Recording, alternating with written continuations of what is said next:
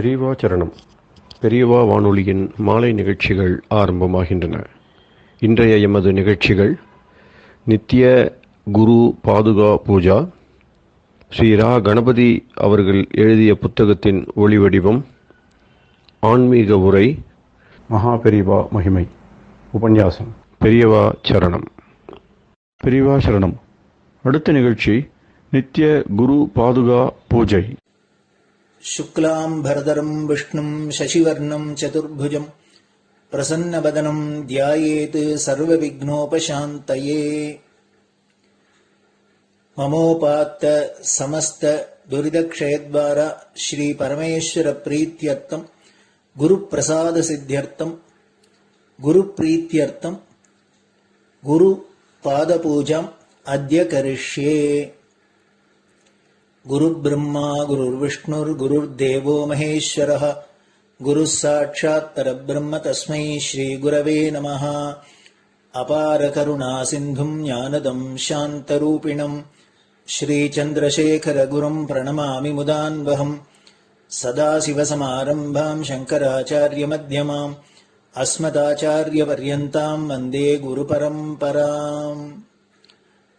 எல்லோரும் குருவை பெரிவாளை தியானம் பண்ணிண்டு அர்ச்சனை பண்ணுவோம். அஷ்டோத்திரம். பெரியவா அஷ்டோத்திரம் பல அஷ்டோத்திரங்கள் இருக்கு. அதுல எளிமையா சுலபமா எது இருக்கோ அதை நான் இப்ப சொல்றேன். எல்லோரும் இதை கேட்டுண்டே திருப்பி சொல்ல முடிஞ்சுவா சொல்லி சொல்லி பெரிவாளுக்கு பாதத்துல ஒவ்வொரு புஷ்பத்தை அர்ச்சனை பண்ணலாம். ओम श्री कांची कामकोटि पीठाधीश्वराय नमः.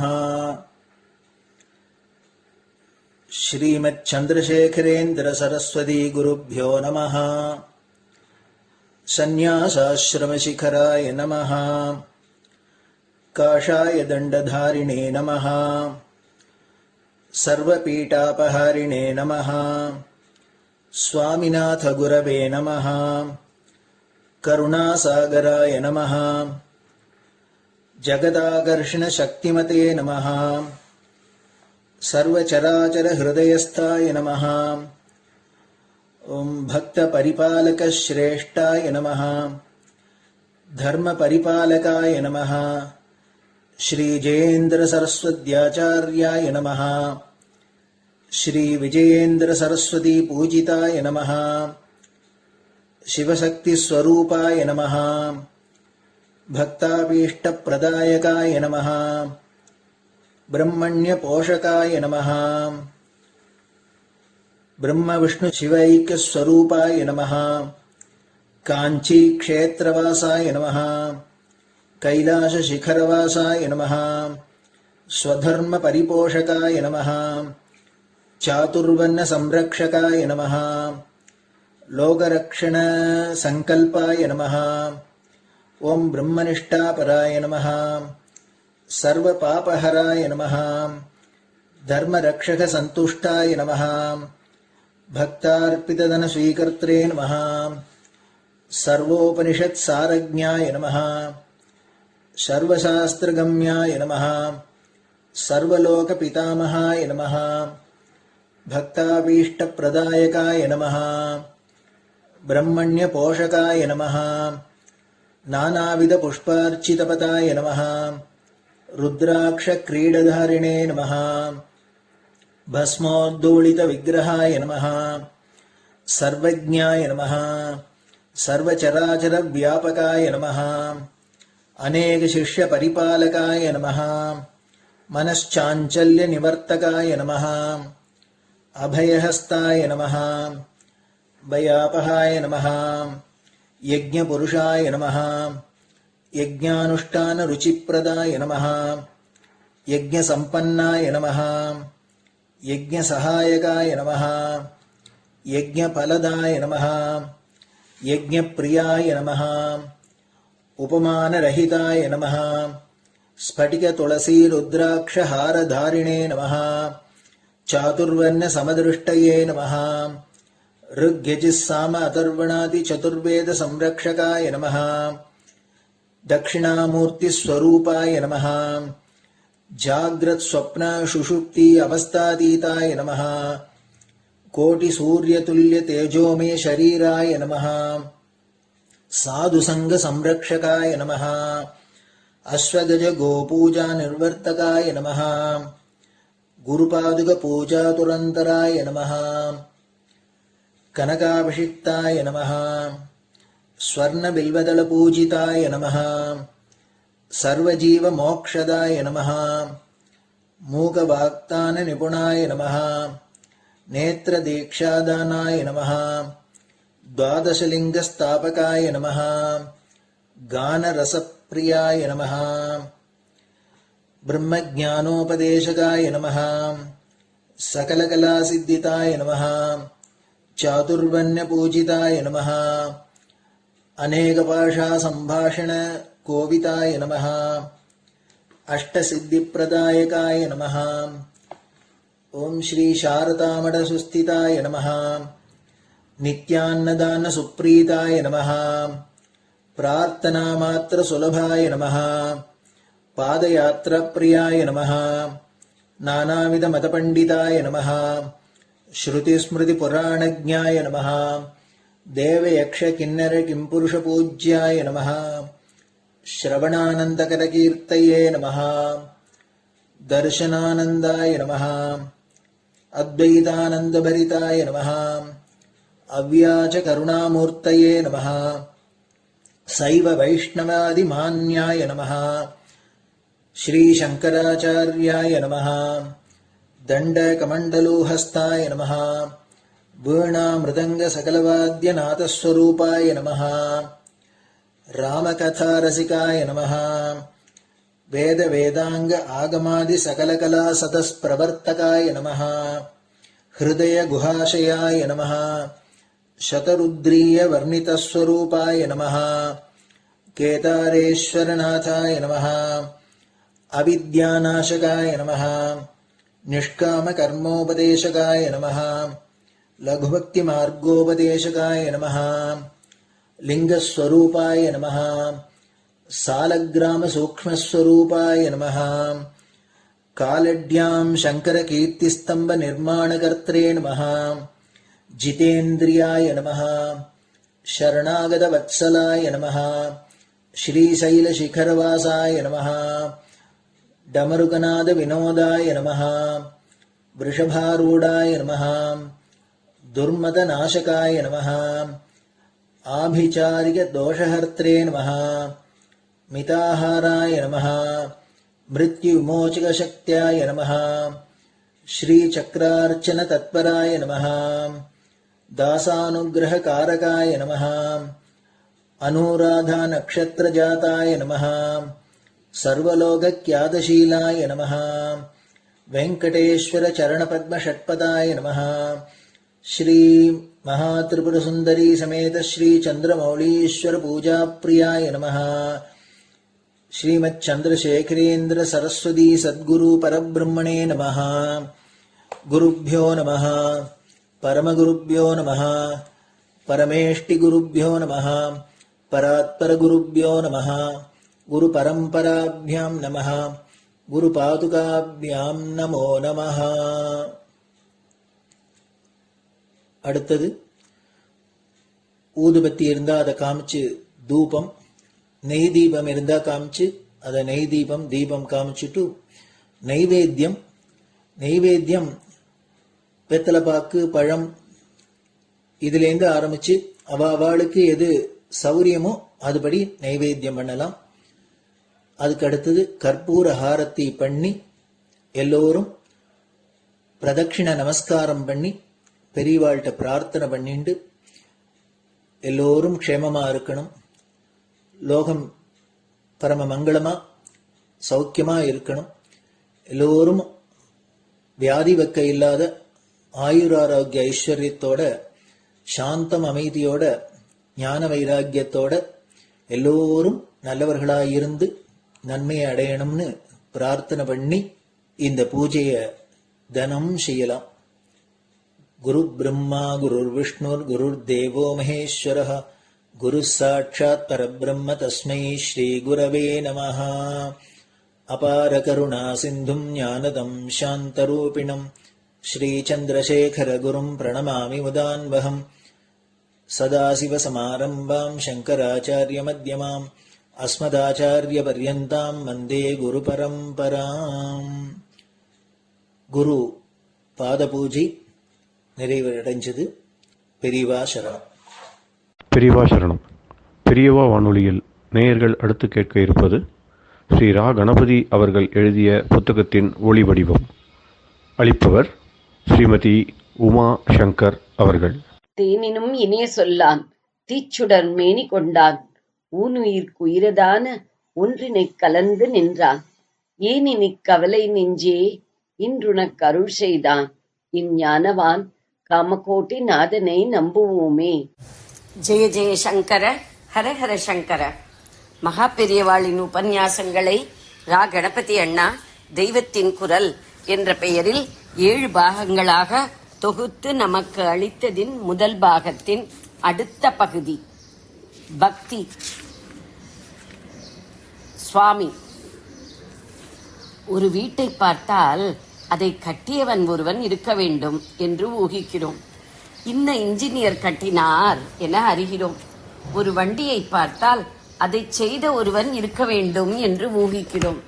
விசாரித்து பார்த்தால் இன்ன தச்சன் செய்தான் என்று அறிகிறோம்.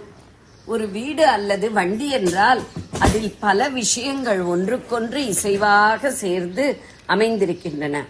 ஒரு குறிப்பிட்ட பிரயோஜனத்தை உத்தேசித்து அவை இவ்வாறு உருவாகி இருப்பது தெரிகிறது.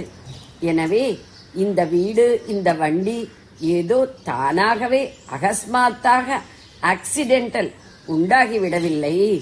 இதை உத்தேசத்தோடு ஓர் அறிவே செய்திருக்கிறது என்று ஊகிக்கிறோம். ஒரு ஒழுங்குக்கு கட்டுப்பட்டு பல வஸ்துக்களை சேர்த்து உண்டாக்கி இருக்கிற எதை பார்த்தாலும் அதை செய்தவன் ஒருவன் இருக்க வேண்டும் என்று யூகிக்கிறோம். அப்படியானால் எத்தனையோ ஒழுங்குகளுக்கு கட்டுப்பட்டிருக்கும் இந்த பிரபஞ்சத்தை செய்தவனாக ஒருவன் இருக்கத்தானே வேண்டும். எத்தனையோ வேறு வேறு விதமான வஸ்துக்களை பல விதங்களில் சேர்த்து வைத்து பலவிதமான பிரயோஜனங்களை உண்டாக்கி கொண்டிருக்கிற இயற்கையை, லோக வாழ்க்கையை பார்க்கிற போது இவைகளை எல்லாம் இந்த உத்தேசத்துக்காகவே உண்டாக்கி இவற்றை நடத்தி வருகிற ஒரு மகா பெரிய சக்தி இருக்கத்தான் வேண்டும் என்று தெரிகிறது. நாம் உட்கார்ந்திருக்கும் இந்த கொட்டகையை யார் போட்டார்கள் என்றால் சொல்லத் தெரிகிறது. இந்த வாழை மரத்தை யார் செய்தார்கள்? கண்ணில் காட்டும்படியாக அதை செய்தவனை சொல்லத் தெரியவில்லை. ஆனாலும் ஒருவன் அதை செய்திருக்கிறான். அதனால்தான் இப்படி பட்டை பட்டையாக கணக்கு பிசகாமல் உள்ளுக்குள்ளே அடுக்கிக் கொண்டே இந்த வாழை உண்டாகி இருக்கிறது. எந்த ஆயுதத்தை வைத்துக்கொண்டு அந்த ஒருவன் இத்தனை அழகாக பட்டைகளை அடுக்கினான் என்றால் தெரியவில்லை. இப்படியே அந்த மலையை, இதோ மேலே உள்ள நட்சத்திரங்களை, சந்திரனை செய்தவனை நம்மால் காட்ட முடியவில்லை. இவையெல்லாம் எத்தனையோ காலம் முன்னால் உண்டானவை. செய்தவனை எப்படி காட்டுவது என்று கேட்கலாம். சரி, இந்த ரோஜா புஷ்பம் இருக்கிறதே, இது அந்த வாழையை விட சமீபத்தில் உண்டானதுதான். முந்தா நாள் சிறு மொட்டாக இருந்தது, இப்போது அழகிய பூவாக ஆகியிருக்கிறது. இதில் நூற்றுக்கணக்கான இதழ்கள், ஒவ்வொன்றிலும் நுண்ணிய நரம்புகள், வாசனை எல்லாம் வந்திருக்கின்றன. நம் கண் முன்னமே இது மலர்ந்தது. ஆனாலும் மலர்த்தினவனை நமக்கு தெரியவில்லை. மனிதன் எல்லாம் தெரிந்த கெட்டிக்காரன் என்று நினைத்துக் கொண்டிருக்கிறோம். ஆனால் ஒரு காட்டு மிருகம் சென்னை பட்டணத்தை சுற்றி வந்தால் எதுவுமே தனக்கு தெரியவில்லை என்று எப்படி ஆச்சரியப்பட்டு பார்க்குமோ, அப்படித்தான் இந்த பிரபஞ்சத்தில் நாம் இருந்து கொண்டிருக்கிறோம். மனிதனை விட கெட்டிக்காரனாக ஒருவன் அவனை இப்படி வைத்திருக்கிறான். அத்தனை ரோஜா பூக்களும் ஒரே தர்மத்தில் மலர்வதால், அத்தனை மலைகளும் ஒரே தர்மத்தில் நிலைத்து இருப்பதால், அத்தனை நட்சத்திரங்களும் ஒரே தர்மத்தில் சுற்றுவதால் இந்த சகலத்தையும் செய்தவன் ஒரே இன்ஜினியர் என்று தெரிகிறது. ஒரே ரீதியில் காரண காரிய விதியில் பிரபஞ்சம் முழுதும் கட்டுப்பட்டிருப்பதால் இதை செய்தது ஒரே அறிவு என தெரிகிறது. கெட்டிக்காரன் என்று தன்னை நினைத்துக் கொண்டிருக்கும் மனிதன் இத்தனையையும் இவனையும் செய்த அந்த மகா கெட்டிக்காரனை தெரிந்து கொள்ள வேண்டும். ஏனெனில் அவன் மகா கெட்டிக்காரன் மட்டுமல்ல, மகா நல்லவனும் கூட. இத்தனையை திட்டமிட்டு படைத்த பேரறிவு என்பதோடு இத்தனையையும் ரட்சிக்கும் பெரும் கருணையும் அவன். நமது கெட்டிக்காரத்தனம் அவன் தந்ததே என்று தெரிந்து கொண்டு அவனிடம் பிரார்த்தித்துக் கொண்டால் நமக்கு அவன் நல்லது செய்வான். அவன்தான் சுவாமி என்பவன். இந்த நமது கெட்டிக்காரத்தனமே அவனுக்கு ஓர் அடையாளம்தான். கள்ளனை கண்டுபிடிக்க மண்ணில் பதித்த காலடி சுவடி இருக்கிறது போல் உள்ளம் கவர் கள்வனான சுவாமியின் காலடி பிரபஞ்சத்தின் எல்லா இடத்திலும் பதிந்து கிடக்கிறது. நம் கெட்டிக்காரத்தனமும் அவனது காலடி அடையாளம்தான். இந்த கெட்டிக்காரத்தனத்துக்கெல்லாம் ஓர் ஆதாரம் இருக்க வேண்டும் என்று அது காட்டிக் கொடுப்பதால் அதுவே காலடியாகிறது. சிருஷ்டிகர்த்தனாக ஒரு சுவாமி இருப்பதற்கு நாமே அடையாளம். நம் ஒவ்வொருவர் உள்ளங்கையிலும் அவன் தினுசு தினுசாக போட்டுள்ள ரேகை மாதிரி நம்மால் போட முடியுமா?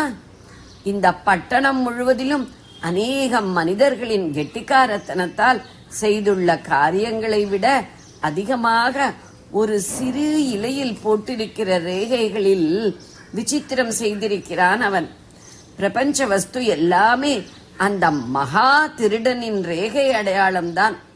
திருடன் பதுங்கி இருப்பது போல் இவனும் பதுங்கி இருப்பவன்தான். அவன் குகைக்குள் ஒளிந்து கொண்டிருக்கிறான் என்றே வேதம் திரும்ப திரும்ப சொல்லும். நம் இதயம்தான் அந்த குகை. நமக்குள்ளேயே ஒளிந்து கொண்டு நமக்கு வெளியே இத்தனை அற்புதங்களை செய்து நம்மை ஆச்சரியப்படுத்தி தன்னை தேட வைக்கிறான் சுவாமி. அப்படி அவனை தேடுகிறது தான் பக்தி. ஜெய ஜெய சங்கர, ஹரஹர சங்கர. பெரியவா சரணம். இந்நிகழ்ச்சியின் அடுத்த பகுதி நாளை மாலை இதே நேரத்தில் ஒளிபரப்பாகும். பெரியவா சரணம். பெரியவா சரணம். பெரியவா வானொலியில் நேயர்கள் அடுத்து கேட்க இருப்பது திரு கவிக்கண்ணன் அவர்களின் ஆன்மீக உரை. பெரியவா சரணம். ராம் ராம். ஸ்ரீ குருப்யோ நமஹ. ஜெய ஜெய சங்கர, ஹர ஹர சங்கர. பெரியவா வானொலி நேயர்கள் அனைவருக்கும், மகா பெரியவாவுடைய பக்தர்கள் அனைவருக்கும் அடியேன் கவிக்கண்ணனின் அன்பு கலந்த நல்வாழ்த்துக்கள். சாகாதனையே சரணங்களிலே காகா நமனார் கலகம் செய்யுங்கள். வாகா முருகா மகிழ் வாகனனே, யோகா சிவஞான உபதேசிகனே.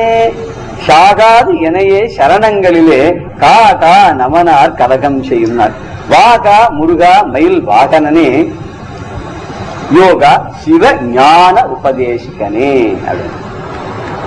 மறுபடியும் தேசிகனே தான் சொல்றார். யோகான யோகத்துக்கு அதிபதியே, யோகமே தானாக இருப்பவனே. அவன் யோகா மூர்த்தி. எப்போ அப்பாவே பெரிய யோகேஸ்வரன். பிள்ளைய கேட்கணும்னா 5-1-6 ஆச்சு. அதனால அம்பாலும் சேர்ந்தது. பெரிய யோகா மூர்த்தியா இருக்கார். சிவ ஞான உபதேசிகனர். சிவனுக்கு ஞானத்தை உபதேசம் செய்தார். பரமேஸ்வரனுக்கு ஞானத்தை உபதேசம் பண்ணார் இல்லையா?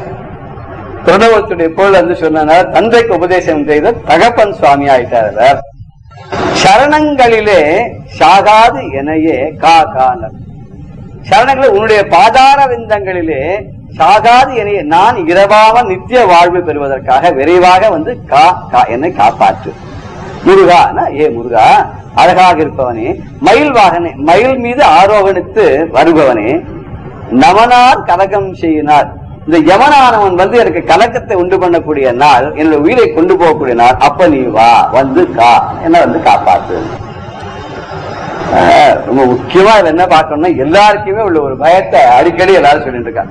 அபிராமிதாலையும் அதையே சொல்றாரு, இவரும் கிட்டத்தட்ட அதையே தான் சொல்லிட்டு இருக்கார். இழைக்கும் வினை வழியை அடுங்காலன் என்னைக்கு அழைக்கும் போது வந்து அஞ்சலும்பாய், அப்படி அவர் அங்க சொன்னார். இவருக்கு வந்து யமன் வரும்போது நீ வந்து காப்பாற்றணும், நீ வாசல்ல வந்து நிக்கணும் அப்படிங்கிறார். எல்லாம் கிட்டத்தட்ட ஒரே மாதிரி தான். இந்த யமன்கிற என்ன பண்ணுவானா அப்படின்னாக்கா, திடீர்னு ஒரு நாள் வருவான். அந்த யமன் வாசல் வந்து நிற்கும் போது கலகம் செய்யும் நாள்ங்கிறது வந்து இங்க கலக்கம் செய்யும் நாள் எடுத்துக்கணும்.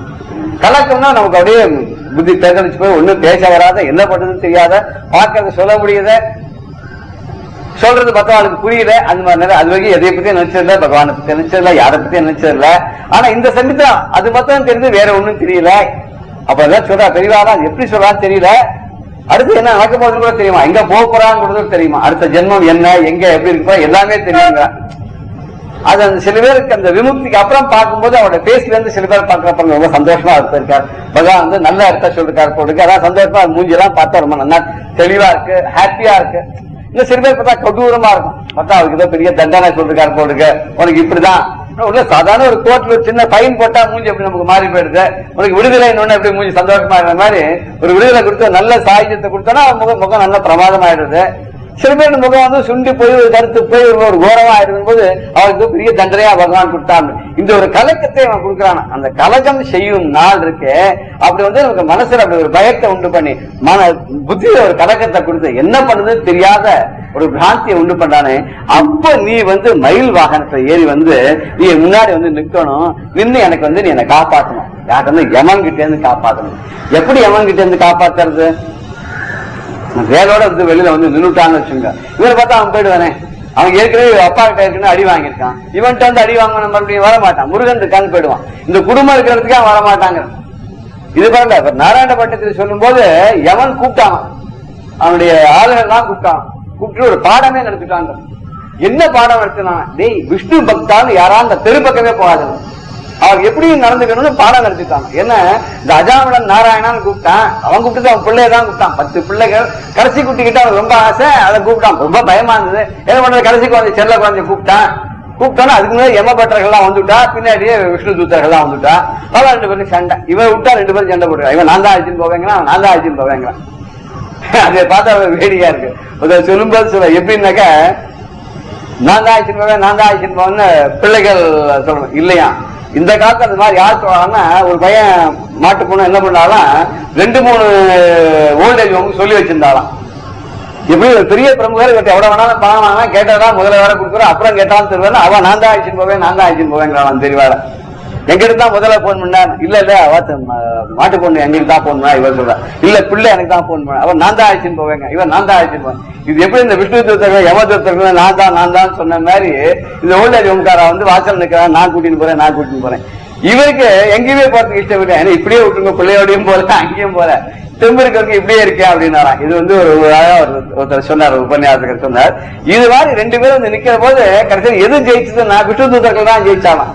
அவ சொல்லிட்டா, இவன் வந்து நாராயணான்னு கூப்பிட்ட உடனே அந்த நாமத்தை சொன்ன உடனேயே எல்லா இதுவும் போயிடுத்தான், பாபங்கள்லாம் விலகி போயிடுத்தான். அந்த நாமத்துக்கு அவ்வளவு பெரிய ஒரு சக்தி இருக்கு. அச்சுதானந்த கோவிந்தா நாமோச்சாரண தேசஜா நஷ்யந்தி சகராரோகா சத்தியம் சத்தியம் வதாமன்னு ஸ்லோகம் இருக்கு. இங்க என்ன சத்தியம்னாக்க பாபங்கள்லாம் விலகி போயிடுதுன்னா, அவ எல்லாத்துலயும் பாவத்திலிருந்து முக்தி அடைஞ்சு சொர்க்கத்துக்கு போகக்கூடிய ஒரு தகுதி அவளுக்கு கிடைச்சிடுது. விஷ்ணு தூத்த ஆயிடுச்சுன்னு போயிட்டான்னா, அப்படின்னா இவனுடைய வேல் வந்துடுச்சுன்னு சொன்னா, இவன் வந்து நின்றுட்டான்னு சொன்னா இவனுக்கு நல்ல பதவி கிடைச்சிரும், இவனுக்கு எந்த விதமான பயமும் தேவையில்லை அப்படிங்கிற மாதிரி இருக்கு. இது ஆதிசங்கர பகவத்பாதா கூட சொல்லும் போது, நம்ம புஜங்க ஸ்தோத்திரத்துல முருகா இந்த யமனோட கொடிய தூதர்கள்லாம் இருக்கா, அவெல்லாம் வந்து வாசல நிற்பாளாம். அவன் ரொம்ப கோபத்தோட சண்டை போட்டு சொல்லுவான், என்ன பண்ணுனா இவனை பொசுக்கு, இவனை வெட்டி, இவனை அடி அப்படின்னா நரகத்துக்கு கூட்டின்னு போயிட்டா அவனுடைய பாவத்துக்கு பிறந்த மாதிரி எண்ணெய் சட்டியில போட்டுவாங்க, ஒருத்தர் இதை மேல கட்டி தொங்க விடுவாங்க, தணலா இருக்குங்கிற. ரொம்ப ஒருத்தர் வாரியா ரொம்ப அழகா சொன்னார். ஒருத்தனை வந்து கூப்பிட்டாங்க, டேய் இப்ப பாபம் பண்றியே, இத்தனை அயோக்கியம் பண்றியே, அதான் ரொம்ப தப்பு இல்லையாடா, நீ யமனுடைய இதுக்கு போயிட்டா என்ன பண்ணுவான்னா உன்னுடைய சிக்கையில மொத்தத்தை கட்டி மேல தொங்க விட்டுடுவாங்க. இந்த கட்டி தொங்க விட்டான்னா கீழே தணல் எரிஞ்சுட்டு இருக்கு, நீ பொத்துன முடியெல்லாம் அருந்து விழுந்துருவேன். இவன் சொன்னா, ஓய் யமனை கூட நான் ஏமாத்திடுவேன், எப்படிதான் ஏமாத்துவேன், செய்யறது முழுக்க நான் பாபமாவே பண்ணிடுவேன். அவன் மொத்த சிகையிலையும் கட்டி மேல தொங்க விடுவான், முடி அருகவே இருக்காது, அங்கேதான் இருப்பேன் எதுக்கு. அப்ப கூட அவனுக்கு வந்து பயம் வரலையா, இந்த பாபத்தையே பண்ணி வாழ்நரக குளிக்க அழுத்தம் கைவத்தமோடு கூட்டு என்ன இவன் பாவங்களே செய்து பாழ்நரக குழிக்க அழுத்தும் கைவர்த்தமோடு என்ன கூப்பிட்டேன்னு அபிராமதர் சொன்ன மாதிரி இவன் பாவத்தையே பண்ணிட்டு இருப்பானா. இப்ப இந்த பாவம் பண்ணவா எடுத்துட்டு போய் அங்க என்ன பண்ணுவான், அவனை தூக்கி அந்த எண்ணெய் சட்டியில போடு, இவனை போட்டு 4 அடி அடி, இல்ல ஒரு 100 தேள் இருக்கிறத தூக்கி போடு, இப்படிதான் பயங்கரமா நமக்கு சொல்லுவா, கதை சொல்றாங்களா. ஏன்னா இதெல்லாம் கேட்டாலும் பாவம் பண்ணாதற்கிட்டமேன்றதுக்காக தான் சொல்றான்னு நான் நினைக்கிறேன். இப்ப அங்கேயே போய் இதுக்குற தேள் எல்லாம் வேற வச்சிருப்பானா, பாம்பெல்லாம் புரியல, பார்த்துட்டு வந்து யாரும் சொல்ல முடியும், பார்த்தவா அங்க வந்து சொல்ல முடியாது. இதெல்லாம் ஒரு பயமுறுத்ததுக்காக நமக்கு தெளிவாதான் சொல்லிருக்கான்னு தான் எனக்கு தோன்றது. அப்படி ஒரு நாள் வரும்போது அவனா என்ன பண்ணுவானா, இவனை பொசுக்கு, இவனை அடி, இவனை குத்து அப்படின்லாம் அந்த யமபட்டரெல்லாம் சொல்லுவாராம். அந்த மாதிரி வள அதற்கு என்னை இம்சப்படுத்தும் போது, என்னை பயமுறுத்தும் போது, நீ சக்தி அப்படின்னு சக்தி ஆயுதம் பேராயுதத்தை எடுத்துட்டு மயில் வாகனத்து மேல ஏறி வந்து பயப்படாத அப்படின்னு எனக்கு தைரியம் போடணுமா. அந்த நாள் வராது. அந்த நாள் வருங்க போது நீ வந்து என்ன பண்ணணும்னா என் முன்னாடி நின்றுட்டு நீ கவலைப்படாத, நான் இருக்கேன், உன்னை யார் என்ன பண்ணிட முடியும் இல்லையா, நான் இருக்கும்போது அந்த எவன் என்ன பண்ண முடியும், என்னுடைய ஆளுகளை என்ன பண்ண முடியும் அப்படின்னு சொல்லி நீ விரைஞ்சு வந்து என்னுடைய எதிரில் நிற்கணும்னார். இந்த ஸ்லோகம் வந்து கிருதாந்தஸ்ய தூதேஷு சண்டேஷு கோபாத்து அகச்சிந்தி பிந்தீதி மாம் தர்ஜயத்சு மயூரம் சமாருஹ்ய மாதைரி இதி த்வம் புரசக்தி பாணி மமாயாகி சீக்கிரம். சீக்கிரமா வரணும். கிருத்த அந்தஸ்ய தூதேஷு, இந்த அந்தஸ்ன யமனுடைய தூதர்களால் கிருத்தாந்த செய்யப்பட்ட என்னன்னா சண்டேஷு கோபத்தினாலையும் அவ பண்ற அப்படி இப்படி பேசுறா. இதனால வரும்போது அகச்சிந்தி ஹிந்தி, இவனை கொல்லு, இவனை வெட்டி அப்படி சொல்லலாம், அப்படி மாம் தர்தேஷு, அவளா என்ன கட்டப்படுத்த வேலை, பயமுறுத்த வேலை. நீ மயூரம் சமாருக, உன்னுடைய மயில் மேல ஏறி, சமாருக வெறுமை ஆறுகை இல்ல, ஆறுகைன்னா இறங்கி விடலாம், ஏறி வான்னா ஏறினா இறங்கி விடலாம், சமாருக்குன்னு அழகா நல்ல ஜம்முன்னு உட்கார்ந்து வரணும். நல்லா கிளம்பி வந்துட்டா அப்புறம் கிளம்பி திருப்பி போக மாட்டேன், நல்லா அழகா உட்கார்ந்து வரணும். என்ன பண்ண வந்த நீ என்ன சொல்லணும்னா மா கை, நீ என்ன பயப்படாதே அப்படின்னு சொல்லணும். அப்படி என் முன்னாடி இருந்து நிக்கணும், நின்று சீக்கிரமா வரணும்னா மாமா ஆயாகி சீக்கிரம் என் முன்னாடி சீக்கிரமா வந்து சக்தி பாணிய கையில வந்து இந்த வேலை சக்தி ஆயுதத்தை எடுத்து வந்து நீ நிக்கணும்ல. அப்படி நின்று எனக்கு வந்து உன்னுடைய கருணையை காமிச்சு நீ செய்யணும்ல. அவ்வியம் தீர்த்தன்மை ஆண்டவ பாதமும் ஆகி வந்து திவ்ய காரணன் மேல் வரும்போது வெளிநிற்கவேன்னு அபிராமி சொல்றார். அவ்வியம் தீர்த்தனை என்னுடைய சந்தேகத்தை எல்லாம் தீர்த்தினர். அதாவது இவன் வருவனோ வரமாட்டாளோ, இந்த அம்பாள் வருவளோ வரமாட்டாளோ, எக்கச்சக்கமான பாவம் இருக்கேனே, இந்த பாவத்துக்கு எப்படிப்பட்ட தெளிவாக சொல்லும் போது நான் பண்ற பாவத்துக்கும் கட்டத்துக்கும் தப்புக்கும் தண்டனை கொடுக்கணும் பகவான் நினைச்சா நம்ம எப்ப கட்டவே தான் போட்டு இருக்கணும். அவளுக்கு கருணையில ஒண்ணு இருக்கிறனால்தான் இதுக்கு நடுவில் இவ்வளவு சௌக்கியமா நடந்து அதை நினைச்சே பாக்குறது இல்லைன்பா. இவ்வளவு நம்ம நினைச்சு பார்க்கணும். என்னோட சந்தேகத்துல நீக்கி ஆண்ட பாதமுமாக வந்துன்னா என்னோட சந்தேகத்தை எல்லாம் விலக்கி என்னை ஆட்கொண்ட திருப்பாதத்தோட நீ வரணும். வந்து என்ன பண்ண தெரியுமா, தெவ்விய காலன் என் மேல் வரும்போது வெளியிட்டு அந்த கொடுமையான தெவ்வியான கோபக்காரன், அவனுக்கு கொடுந்தொழில், அவன் கூவியல் கொடுந்தொழில் அப்படின்னு சொல்லல, அவன் ரொம்ப கொடிய தொழிலை உடனே தண்டனை கொடுத்தான். அவன் தர்மராஜான்னு பேர் அவனுக்கு, யமாய தர்மராஜாய முத்துவேச்சு அந்த காயச்சன்னு சொல்றோம் இல்லையா. இவன் வந்து முடிவை தரக்கூடியவன், மரணத்தை தரக்கூடியவன், அவன் வந்து தர்மத்தை பரிபாலனம் பண்றான். தர்மராஜா அதாவது அவனுடைய பிள்ளைதான தர்மபுத்திரன் நம்ம சொல்றோம் இல்லையா. அவன் தர்மத்தை கடைபிடிக்கிறதுக்காக தண்டனை கொடுக்குறான். அவனுக்கு வந்து இவா வேண்டியவா வாண்டாதவா, இவன் நல்லவா அவன் கிடையாது. அவன் லிஸ்ட்ல பாக்குறான், இந்த புக்ல எழுதிருக்கவா என்ன தேதியில இன்னும் தப்புனா அந்த தப்புக்கு தண்டனை. அவன் மூஞ்சியெல்லாம் பார்த்து கொடுக்கறதே கிடையாது. இவாருக்கு இன்னது இன்னாருக்கு இன்னாது விதிச்சிருக்கு, அது தண்டனை கொடுத்துட்டு போயிட்டே இருக்காங்க அவன் தர்மம். அப்படி அந்த வெவ்விய காலம் என்மேல் வரும்போது என்னை நோக்கி அவனை பிடிச்சுன்னு வரும்போது, இதே சுப்பிரமணிய பூஜை இருக்க மாதிரி அந்த பாடல் இருப்பாங்க. வரும்போது வெளியிருக்கவே சேர்ந்து எப்படி வருவான் அதையும் அபிராமத்தில் அழகா சொல்லிட்டார். இழைக்கும் வினை வழியே அடுங்காலும் என்னை நடுங்க அழைக்கும் போது நான் பண்ண பாவத்தின் மூலமாகவே அவன் வரான். நான் செஞ்ச பாவங்கள் அவனுக்கு வழி போட்டு கொடுக்கிறது. குறித்தேன் மனதின் கோலமெல்லாம் நீ குறித்தறிந்து மறித்தேன் மரளி வழிவகின்ற நேர் வழியினர். இந்த யமன் நேர் வழியில் தான் வருவான். உன்னுடைய அன்பு எனக்கு கிடைச்சதுனால, உன்னுடைய அருள் கிடைச்சதுனால வர வழி இருக்கு, கொஞ்சம் தடுத்துட்டேன், அவன் வழியை தடுத்துட்டேன், நல்லதா வழி தடுத்தேன். இங்க அப்படி ஒருவேளை வந்துட்டான எப்படி வருவான்னா என்னை நடுங்க அழைக்கும் போது கிளம்ப வா போலாம் அப்படின்னும் போது வா கயிறு நீ பயப்படாத நான் இருக்கேன் அப்படின்னு சொல்லி அஞ்சல் என்பா, நீ அஞ்சேல் அபயகரத்தை காட்டி நீ அஞ்சாதே உனக்கு நான் இருக்கேன் காப்பாத்து அப்படின்னு சொல்லி வந்தேன். இது பெரியாரெல்லாம் சொல்லும் போது கிட்டத்தட்ட எல்லாரும் ஒரே மாதிரி தான் சொல்றேன் அப்படின்னு சொல்லி நம்ம பார்த்தோம். கோபாலகிருஷ்ண பாரதியார் அவர் சொன்னார், இது வந்து கடைசி நேரத்துல வருவோம் பகவான் நினைக்கணும்னா வராது இல்லையா, பழக்கத்தில் இருந்தாதான் அது வரும். சித்திரமும் கைப்பழக்கம், செந்தமிழும் நாற்பழக்கம், பேசிட்டே தான் மொழியும் வரும், எழுதிட்டே தான் கை வரும். நீங்க 10 நாள் படம் போட நிறுத்தி வராது. ஒரு வாத்தியமே வாசிக்கிறோம், வீணை வாசிக்கிறதா வச்சுக்கோங்களேன், ஒரு மாசம் நிறுத்திட்டு வந்து ஒரு மாசம் கழிச்சு வந்தா கை உடவே விடாது. அதெல்லாம் பழக்கத்தை இருக்கணும். அது மாதிரி சொல்லும் நான் நமசிவாயம், நான் சொல்லிட்டே தான் நமசிவாயங்கிறது வரும். அவர் ரொம்ப அழகா இந்த நந்தனார் சரித்திரத்துல ஒரு பாட்டு சொல்றாரு, ஏன்னா இது கெட்டு போய் தலையறியே, பகவானை பார்க்க வேண்டாமா, அதை நினைக்க வேண்டாமா, இப்படிதான் திண்டாடி தெருவில் நிக்கணுமான்னு ஒரு பாட்டு, ரொம்ப அழகான ஒரு பாட்டு.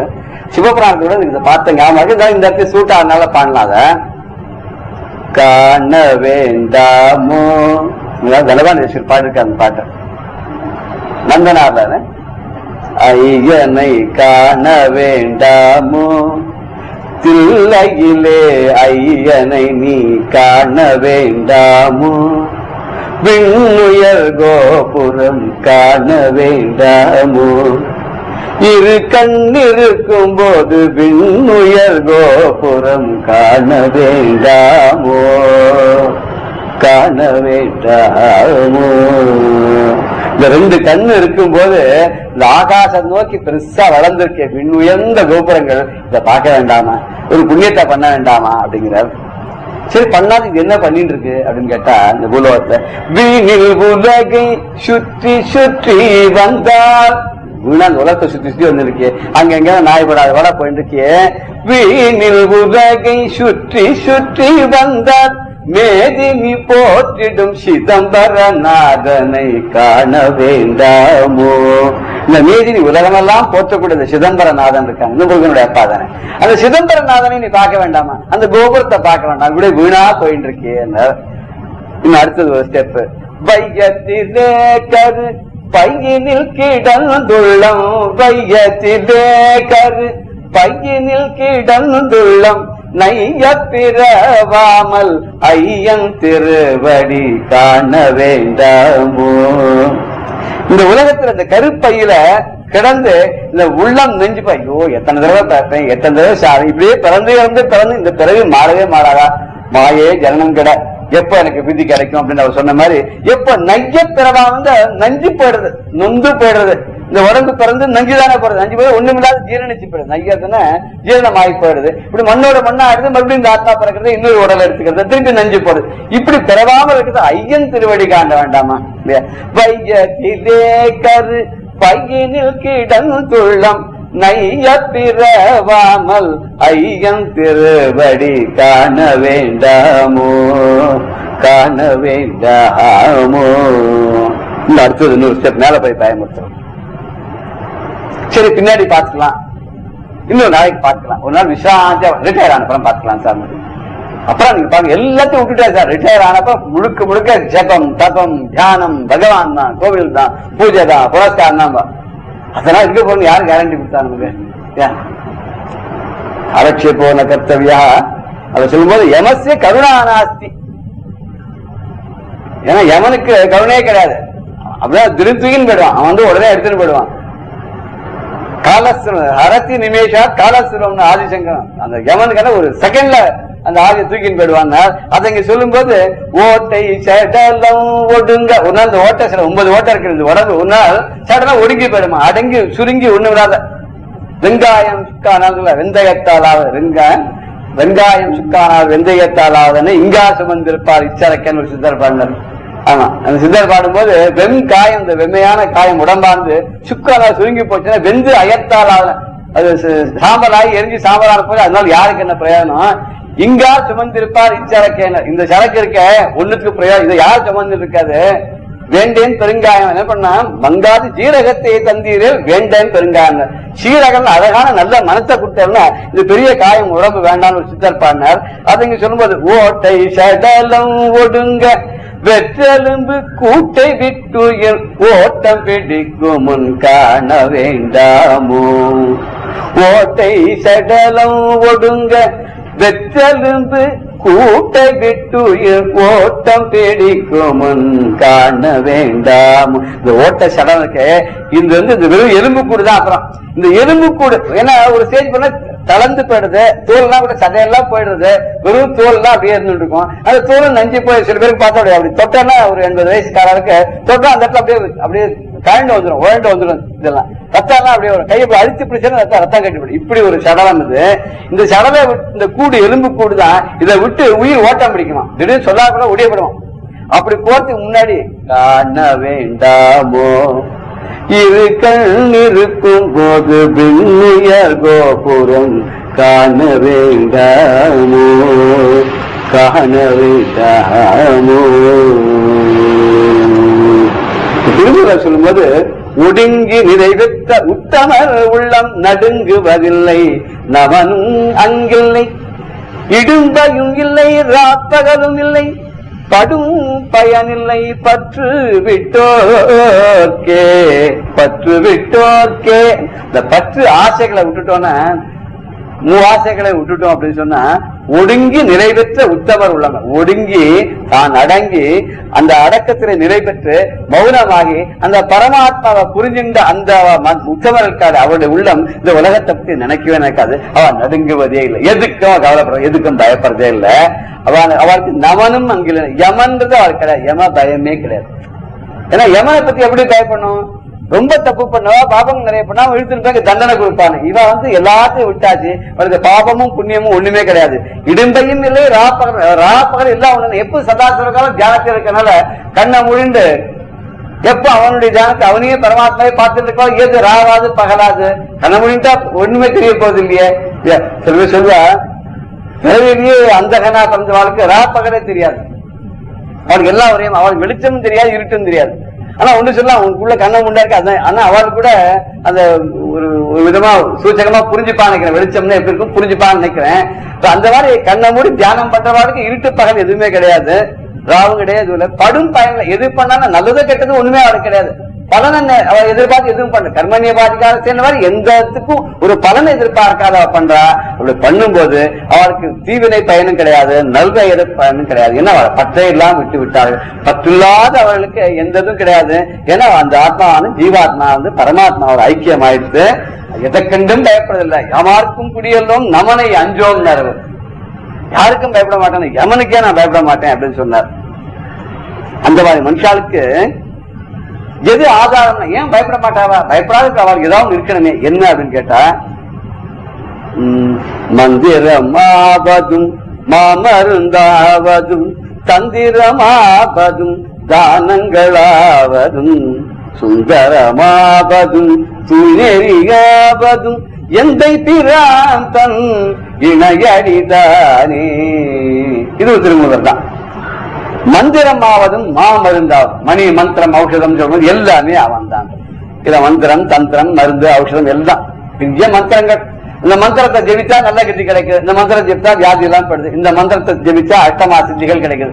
எல்லாம் என்ன அவன் தான். நம சிவாய, அதான் அவருக்கு மந்திரம். மாமருந்து எந்த வியாதியும் தீர்க்கக்கூடிய மருந்து. எது மருந்து? சிவாய நம என்று சிந்தித்திருப்பார்க்க. அவருக்கு எந்த விதமான அபாயம் எப்பப்பதான் சதாசிவன் சதாசிவனே நினைச்சிருக்க, சதா சிவனே நினைச்சிருக்க, அந்த சதாசிவனே நினைச்சிருக்க. அவருக்கு எந்த விதமான ஒரு கவலையோ கஷ்டங்களோ துக்கமோ தீர்த்துக்கணுங்களோ கட்ட போகணுங்கிறதோ ஒண்ணுமே கிடையாது.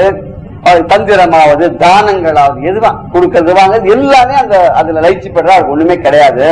சுந்தரமாவதும் தூய எதை பார்த்தாலும் அழகன். அந்த அழகு என்னன்னா அதுவும் பரமாத்மா தான். தூய நெறி என்ன, நல்ல வழி, நல்ல பாதை, நல்ல கர்மாக்கள், அதுவும் அவனே தான். எந்த பிராந்தன் இணையடிதான். என்னுடைய தந்தையாக உலகத்துக்கெல்லாம் தந்தையாகக்கூடிய இந்த பரமேஸ்வருக்கானே அவனுடைய இணை அடினா இரண்டு சேர்ந்த இணைனா ஒன்னு பக்கத்துல இணைந்து வருவது, இணை பிரியாது இருப்பது, சேர்ந்தே இருப்பது அவனுடைய ரெண்டு பாதங்கள். இந்த சேர்ந்து இருக்கக்கூடிய இணையாக இருக்கக்கூடிய அவனுடைய திருவடிகள் தான். இந்த திருவடிகளை அவன் எப்பவும் மனசுல வைச்சு அதுலயே இருந்துட்டா அப்படின்னு சொன்னாக்க அவருக்கு வேற எதை பத்தி கவலைப்பட வேண்டிய அவசியமே கிடையாது. அவருக்கு என்னைக்கும் இந்த கர்மனுடைய அடியானது அவருக்கு காவலாக துணையாக நின்று கொண்டிருக்கிறது அப்படின்னு சொன்ன சிவபெருமான் மார்க்கண்டேயனுக்கு அபயம் கொடுத்தாருன்னா. ஆனா இவன் என்ன சொல்ற, இந்த முருகனையே பணிஞ்சுட்டா சாகாது நமன் வரும்போது நம்மளை காப்பாத்திடுவாங்க. ஆனா நமனையே விரட்டினவன் யாரு அப்படின்னு சொல்லும்போது பரமேஸ்வரன் தானே. அந்த எவனை விரட்டிட்டு மார்க்கண்டேயனுக்கு அபயம் கொடுத்தாரோ இல்லையோன்னா, அதுக்கு இவர் என்ன சொல்றாருன்னா அதெல்லாம் ஒண்ணும் கிடையாது. அந்த பரமேஸ்வரனுக்கு உபதேசம் பண்ணது யாரு? சிவகுரு யாரு? முருகன் இல்லையோ. சிவன் பிள்ளை கிட்ட முருகன் உபதேசம் வாங்கிட்டு அந்த உபதேசத்தினாலதான் சிவ ஞான உபதேசிக்கனே. சிவனுக்கு ஞானத்தை உபதேசம் பண்ண குருவாக இருக்கிறவனே அதனால என்ன ஆகுது, உங்ககிட்ட அருள் வாங்கிண்டு உங்ககிட்ட உபதேசம் வாங்கிண்டு அந்த உபதேசத்துடைய தபஸ்னால அந்த பலனால் தான் அவரால் யமனையே ஜெயிக்க முடியுது. அப்போ இவர்கிட்ட உபதேசம் வாங்கிட்டு ஒரு சிஷியராக ஒரு காரியத்தை பண்ண முடியும். நேர குருக்கிட்டே போயிட்டாக்க அதனால சிவஞான உபதேசம் அவர்கிட்டயே நேர போயிட்டாராம். அப்ப யமனை ஜெயிக்க முடிஞ்ச சிவன் எப்படி முடிஞ்சதுன்னா பிள்ளை கிட்ட ஞான உபதேசம் வாங்கிட்டதுனால்தான். அதனால ஞான உபதேசம் பண்ண அந்த சிவகுருவையே நம்ம அடைக்கலம்னு அடைஞ்சு போயிட்டோம்னு சொன்னா நமக்கு சாகாத வரத்தை தருவான். அவனோட சரணாரவிந்தங்களை சேர்த்தா நமக்கு நித்தியம்னு நல்ல நிலை பெற்ற வாழ்வை தருவான். இனிமே நமக்கு அவன் மயில்வான் நம்மளை காப்பாற்றி பக்கத்துல துணையா இருக்கும் போது பிறப்பும் இல்லை இறப்பும் இல்லை. பிரம்மாகிட்டையும் பயப்பட வேண்டாம் எப்படி பிறவையை கொடுக்கணும்னு, யமன் கிட்டையும் பயப்பட வேண்டாம் எப்படி அழைச்சின்னு போயிடணும். உலகத்துல நமக்கு ரெண்டு பயத்தை கொடுக்கிறது, பிறப்பு எப்படி பிறப்போமோ இறப்பு எப்படி இறப்போமோ இல்லையா. இந்த ரெண்டுக்கு தான் நம்ம பயப்படுறோம். என்ன சார் கிடக்காத போயிடணுங்களா சில பேர், அனாயாசமா போயிடுங்க, அனாயாசிய மரணம் அப்படி சில பேர். இன்னும் சில பேர் கேட்டாக்க சத் சங்கே சத் குடும்பே புனரப்பி ஜனம், நல்ல குடும்பத்துல நல்ல சூழ்நிலை மறுபடியும் நல்ல பிறவியா கிடைக்கணும். ஏன்னா அது விஷயமா தெரியும் நமக்கு இனிமே பரவாத நிலை கிடையாது, பிறக்கத்தான் போறோம். இனிமே பிறந்தா நல்லபடியா பிறக்கணும், நல்ல இடத்துல பிறந்து நல்ல இடத்துல வாழ்ந்து நல்லதெல்லாம் செஞ்சு அப்படி இருக்கணும். இந்த ரெண்டு தான். இந்த ரெண்டுக்கும் கர்த்தா யாருன்னா ஒண்ணு யமன் பிடிச்சுன்னு போறவன், பிறக்க வைக்கிறவன் பிரம்மன். இந்த ரெண்டு பேரும் கண்டா பயப்படுவான். ஏன்னா பிரம்மாவையும் அடக்கி வச்சிருக்கான் முருகன், யமனும் கிட்ட வரமாட்டான். யமன் இவட வேற பார்த்தா பயப்படுவான். இவன் முருகன் பரமேஸ்வரன் பார்வதி ரெண்டு பேரும் சேர்ந்து உருவான ஒரு சக்தி. அவ அம்மா அப்பா கிட்ட பயப்படுவான், பிள்ளை கிட்ட பயப்பட மாட்டான், நிச்சயமா கண்டிப்பா பயப்படுவான். இந்த ரெண்டு பேரையும் பணிந்து விட்டால் சொன்னா அவளுக்கு எந்த விதமான பயமும் எந்த விதமும் கிடையாது. இது சொல்லும்போது இன்னொரு பாடல், ஒரு சின்ன பாடல், இதை பார்த்து இந்த நிகழ்ச்சி முடிவு பண்ணலாம். சீரார் முகனே சிவகாமி மகனே பாராமுகம் ஏனோ பரமேசன் கண்மணிகே ஸ்ரீரார் முகனே சிவகாமி மகனே.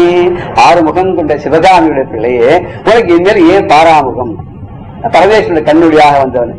தீராத வினை தீர்க்கும் திருவிழி முன்னாங்கும் ஈராறு புஜமும் இணையடியும் கொண்ட சீராறு முகனே சிவகாமி மகனே.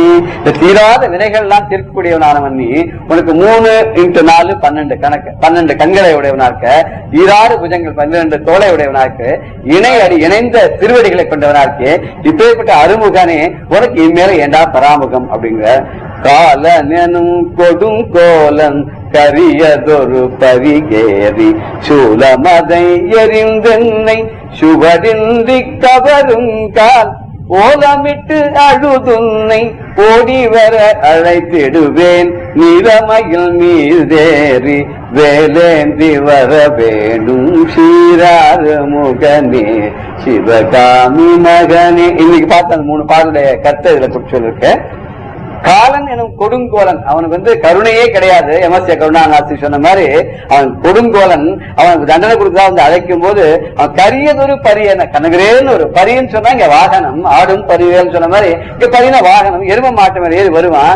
சூலம் அதை அவனுக்கு கையில சூழ வச்சிருக்கான். அந்த சூலத்தை மேல எறிவன் சுவடின்றி கவர்ந்தால் யாருக்குமே தெரியாத கவர்ந்து ஆக்ஷன் பண்றான். இந்த உயிர் எப்படி போச்சுன்னே தெரியல, அது வந்ததும் நமக்கு தெரியல, வரும்போது சந்தோஷப்படுறோம், போறது எப்படி போறதுன்னு தெரியல. ஒரு நாளைக்கு அவன் கவர்ந்துன்னா தெரியாத இடத்துன்னு போறது, திடீர்னு போறதான் கவர்ந்து எடுத்துன்னு போடுறான். அந்த சமயம் வரும்போது ஓலமிட்டு அழுது உன்னை ஓடி வர அழைச்சிடுவேன். அப்ப நான் உன்னதான் கூட உழைக்கும் போது உன்னையே அன்னையே என்பவன் ஓடி வந்தேன். கஷ்டப்பட்டு உழல்தான் அந்த யமன் வரும்போது. அப்ப நான் என்ன பண்ணேன், ஓடி வந்து உன்னதான் அன்னையேன்னு கூப்பிடுவேன். அதுதான் இவரும். பெரியவா சரணம். இந்நிகழ்ச்சியின் அடுத்த பகுதி நாளை மாலை இதே நேரத்தில் ஒளிபரப்பாகும். பெரியவா சரணம். பெரியவா சரணம். அடுத்த நிகழ்ச்சி மகா பெரியவா மகிமை உபன்யாசம். வழங்குபவர் பிரம்மஸ்ரீ கணேச சர்மா அவர்கள். அந்த குரு பாதுகையை பத்தி சொல்றதே சாஸ்திரம் சொல்றது. ஐங்கார ஹ்ரீங்கார ரகசிய யுக்த ஸ்ரீங்கார கூடார்த்த மகாவிபூத்திய ஓம்கார மர்ம பிரதிபாதினிபியாம் நமோ நம ஸ்ரீ குரு பாதுகாபியாம் அப்படிங்கிற அந்த குரு பாதுகைன்னா சாதாரண சிறுப்பாது. அந்த பாதம் பட்டது, அந்த பாதம் பட்ட கட்டைக்கே அவ்வளவு பெருமை. ராமாயணத்துல பாக்குறமே, ராமராஜ்யம் அப்படி எல்லாம் சொல்றோம். ராமர் ஆட்சி பண்ணின காலத்துல பிற்காலத்துல பட்டாபிஷேகம் பல வருஷங்கள் ஆட்சி பண்ணி இருக்கார். அப்படி ஆட்சி பண்ணின ராமராஜ்யம்னு கொண்டாடுற ராமராஜ்யத்துல கூட சில அசம்பாவிதங்கள்லாம் நடந்திருக்கு. ஆனா ராமரோட பாதுகையை வச்சிருந்து அந்த பாதுக ராஜ்யம் பண்ணின 14 வருஷத்துல தான் ஒரு அசம்பாவிதம் கூட நடக்கல, ஒரு அமங்கலம் கூட இல்லாத கோசல தேசம் இருந்ததா ராமாயணத்திலேருந்துலாம் பார்க்கிறோம். அந்த ராமர் பாதத்தை விட அந்த பாதுகைக்கு அவ்வளவு பெரிய பெருமை இருக்கு அப்படின்லாம் தெரியுது. அதுதான் அந்த குரு பாதுகைத்தானே, ராமர் வேறையா குரு வேறையா, அந்த பகவத் பாதுகைக்கு அவ்வளவு பெரிய விசேஷம். அதைத்தான் முதல்ல இந்த வெங்கட்ராமையா பார்த்தாரு போல இருக்கு. அதுல சங்கரேக, சக்கரரேக, தனுர்ரேக, மகரரேக இது எல்லாத்தையும் பார்த்துட்டு இவர் மனசுல தீர்மானம் பண்ணிட்டு, இப்படி ரேக சாஸ்திர ரீதியாவும் பார்த்தாலும் சரி, ஜோதிஷ ரீதியாவும் பார்த்தாலும் சரி, எந்த விதத்துல பார்த்தாலும் இது சாதாரண பிறவி இல்ல, ஒரு அவதார புருஷன் அப்படின்னு தெரிஞ்சுது. அப்படி இருக்க இந்த அப்பா பாவம் குழந்தை ஏதோ முன்னுக்கு வருவனா க்ஷேமமா இருப்பனா அப்படின்னு சொன்னா இவர் ஏதோ பெருசா சொல்ற, சரி குழந்தை எப்படியோ க்ஷேமா இருந்தா சரி அப்படின்ட்டு அவர் வந்துட்டார். அதுதான் அப்படி இருக்கிறதே வீட்டுல இருந்துட்டார். அப்பாவுக்கு உத்தியோக நிமித்தமா பல ஊருக்கு டிரான்ஸ்ஃபர் ஆகும்னு சொன்னோம். அதே மாதிரி பல காரியங்கள்ல வெளியூருக்கெல்லாம் போக வேண்டியிருக்கும். அப்பா உத்தியோக நிமித்தமா திருச்சிராப்பள்ளிக்கு போயிருந்தார். அப்படி பேருக்கிறதே மடத்திலேருந்து ஒரு நாளைக்கு தந்தி வந்தது. இப்போ மடம் எங்க இருந்தது அப்படின்னா, அந்த 66வது ஆச்சாரியர்கள் திண்டிவனத்துல இருந்தா, பெருமுக்கல்ல இருந்தா, சாரத்துல இருந்தா அப்படின்னு பார்த்தோம். சாரத்துல இருக்கிறதே தான் சுவாமிநாதனே போய் பார்த்தார் அப்படின்னு வீட்டுல கூட சொல்லாத போய் பார்த்தார் அப்படின்னு சொன்னோம். அப்புறம் சாரத்திலேருந்து அப்படியே கேம்ப் மாறி மாறி ஆற்காடுக்கு பக்கத்துல கலவைங்கிற இடம், அந்த கலவையில அந்த ஆச்சாரியர்கள் காஞ்சி காமகோடி பீடாதிபதிகள் கேம்ப்ல இருக்கா. எதுக்கு தந்தி வந்தது அப்படின்னா, அங்க என்ன நடந்தது அப்படின்னா, இந்த கலவைக்கு ஆச்சாரியால் போறதே பல நாள் யாத்திரை அப்படிலாம் இருந்த அவளுக்கு உடம்பு சில அசௌரியம் ஏற்பட்டு வைசூரி போட்டிது. அந்த காலத்துல பெரியம்மை அப்படின்பா. அந்த பெரியம்மை போட்டினா அந்த காலத்துல ரொம்ப பெரிய ஒரு டிசீஸ், அது உயிருக்கே ஆபத்தான ஒரு டிசீஸா இருந்தது. அப்படி அந்த 66வது ஆச்சாரியாளுக்கு வைசூரி போட்டு எடுத்தோம். அப்படி போட்டினோன்னு அது நிறவாரமா வந்தோன்னு அவளுக்கு தெரிஞ்சது, இனிமே நாம அதிக நாள் ஜீவிச்சு இருக்க போறதில்லை அப்படின்னு தெரிஞ்சோன்னு அவ என்ன பண்ணினா, தனக்கு அடுத்து இந்த பீடத்துக்கு ஒரு வாரச நியமனம் பண்ணிட்டு தான் சித்தி ஆகணும் அப்படிங்கிற ஒரு உத்தேசத்துல குழந்தை சுவாமிநாதன் அழிச்சுன்னு வந்து அவனுக்கு தனக்கு அப்புறம் சன்னியாசாசிரமம் கொடுத்து பீடாதிபதியா பண்ணிட்டு தான் சித்தி ஆகணும்னு தான் இப்ப தந்தி கொடுத்து குழந்தை சுவாமிநாதனோட வருது அப்படின்னு சொல்லியிருந்தா. அந்த ஆச்சாரியால் பெருமுக்கல்ல திண்டிவனத்துல அந்த சுவாமிநாதனை பார்த்தோன்னே பல மணி நேரம் அளவளாவிந்தர் அப்படின்லாம் சொன்னோம். அப்பவே தீர்மானம் பண்ணிட்டார். அவர் திருக்கால ஞானியா இருந்ததுனால தீர்மானம் பண்ணிட்டார். அந்த ஆச்சாரியாளுக்கு 66வது ஆச்சாரியர் கலவ பிரிவாளுக்கு எப்பேற்பட்ட ஞானின்னு தெரிஞ்சுக்கணும்னா அவளோட ஞானத்துக்கு வேற என்ன நமக்கு உதாரணம் வேணும்? இப்பேற்பட்ட உலகமே நடமாடும் தெய்வம்னு கொண்டாடுற மகா பெரிவாளை நமக்கு கண்டெடுத்து கொடுத்தாலே, செலக்ட் பண்ணி கொடுத்தாலே, இதுதான் பீடத்துக்கு, இந்த காமகோடி பீடத்துக்கு ஆச்சாரியன் அப்படின்னு அவ தீர்மானம் பண்ணி கொடுத்ததுலேருந்தே தெரியறது. இந்த குழந்தைய பார்த்த மாத்திரத்திலேயே அவளுக்கு எப்படி ஒரு தீர்க்க தரிசனம் இருந்தது. இந்த குழந்தை வந்தாக்க தர்மம் எப்படி தழைச்சு நிற்க போறதுலாம் பண்ணியிருக்கிற உபகாரத்திலேருந்து பார்த்தாலே அவளோட ஞானம் தெரியறது, அவளோட தபஸ் தெரியறது. அப்பேற்பட்ட மகானா இருந்ததுனால இந்த குழந்தை சுவாமிநாதனை அழிச்சுன்னு வந்து ஆசிரமம் கொடுத்து தான் சித்தியானம்னு காத்துட்டா. அப்ப பார்த்த மாத்திரத்திலேயே முதல்லயே சொல்லியிருக்கலாமே, ஏன் சொல்லலைன்னு. அதான் மகான்கள், எதுக்கும் அவசரப்பட மாட்டா. அந்தந்த காலம் வரத்தே அதுக்கு உண்டானதை பார்த்துட்டே வருவாளே, செஞ்சுட்டே வருவாளே வழிய அவசரப்பட்டுன்னு எதையும் வெளிவிட மாட்டா. அதுபடித்தான் இப்ப சமயம் வந்துடுத்துங்கிறதுனால குழந்தை அழிச்சுன்னு வருதுன்னு சொல்லி தந்தி கொடுத்துட்டா.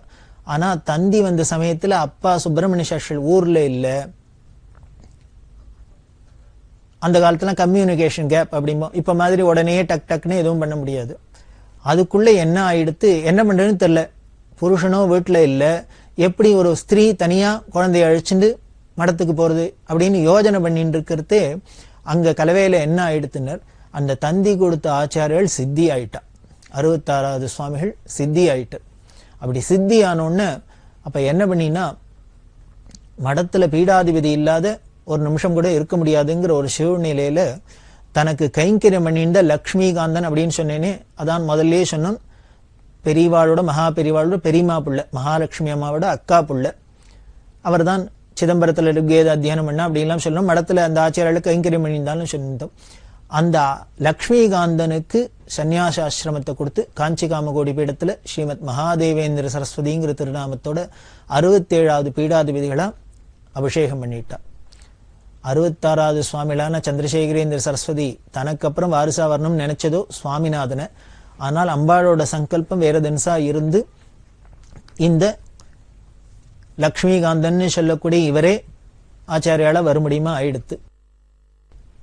ஆனால் என்ன ஆயிடுத்து அப்படின்னா, அந்த 67வது ஆச்சாரியால வந்த அந்த மகாதேவேந்திர சரஸ்வதிக்கு அவருக்கும் வைசூரி போட்டிடுத்து. காரணம், அந்த 66வது சுவாமிகளுக்கு வைசூரி போட்டுக்கிட்டு பெரியம்மா போட்டுக்கிட்டு இவர் தொட்டு எடுத்து கைங்கரியெல்லாம் பண்ணினார் இல்லையா, அது இவருக்கும் தொத்தின்னு எடுத்து, இவருக்கும் அதே மாதிரி நிறைவேறமா போட்டி எடுத்தோம். திண்டிவனத்துல இருந்த மகாலட்சுமி அம்மாக்கு நியூஸ் வந்தது, தன்னோட அக்கா புள்ள சுவாமிகளா ஆயிட்டார்னு. சுவாமிகளா ஆயிட்டார்னு வந்தோடனே மகாலட்சுமி அம்மாக்கு துக்கம் தாங்கல, ஒரே அழ ஆரம்பிச்சிட்டா. காரணம், தன்னோட அக்காவுக்கு புருஷன் கிடையாது, ஒரே ஒரு புள்ளதான். அந்த ஒரு புள்ளையும் வீட்டை விட்டுட்டு சன்னியாசியா போயிடுத்தே, அக்கா இன்னுமே நிர்கதியா போயிட்டாலே, புருஷனும் இல்லை குழந்தையும் இல்லைன்னு ஆயிடுத்தே, எப்படி அவ காலட்சேபம் பண்ணுவோம் அப்படின்னு அக்காவை நினைச்சுட்டு வருத்தம். அக்காவுக்கு ஆறுதல் சொல்லணும் அப்படின்னு நினைச்சிருந்தா. பாவம், அந்த அம்மாவுக்கு தெரியல, அக்காவுக்கு மட்டும் இல்லை இப்ப தங்கைக்கும் பின்னாலேயே ஆறுதல் சொல்லக்கூடிய காலம் வந்துட்டே இருக்கு அப்படின்னு. அதனாலே இந்த மகாலட்சுமி அம்மாவுக்கு தந்தியும் வந்திருக்கு, தன்னோட அக்கா பிள்ளையும் சுவாமிகளா ஆயிருக்கா, அக்காவையும் பார்த்து ஆறுதல் சொல்லணும் அப்படிங்கிறதுனால மடத்துக்கு போகணும் அப்படின்னு ஒரு ஆசை. என்ன பண்ணுன்னு தவிச்சுட்டு இருக்கிறதே கூட இருக்கிறவாள்லாம் சொன்னா, தந்தியும் வந்திருக்கு, ஆச்சாரிய ஆக்ஞை, சுப்பிரமணிய சாஸ்திரி வந்தோன்னு நாங்க சொல்லி உடனே கலவைக்கு அனுப்புறோம், நீங்க வேணா குழந்தைகளை அழிச்சுட்டு காஞ்சிபுரம் போயிட்டு அங்கேருந்து மடத்துல கேட்டுன்னு விசாரிச்சுட்டு நீங்க கலவைக்கு போங்கோ அப்படின்லாம் சொல்லி அனுப்ப, மகாலட்சுமி அம்மா குழந்தை சுவாமிநாதன் மற்ற குழந்தைலாம் அழிச்சுட்டு ரயில்ல ஏறி திண்டிவனத்திலேருந்து காஞ்சிபுரம் வந்து அப்புறம் அங்க மடத்துக்கு வந்தா.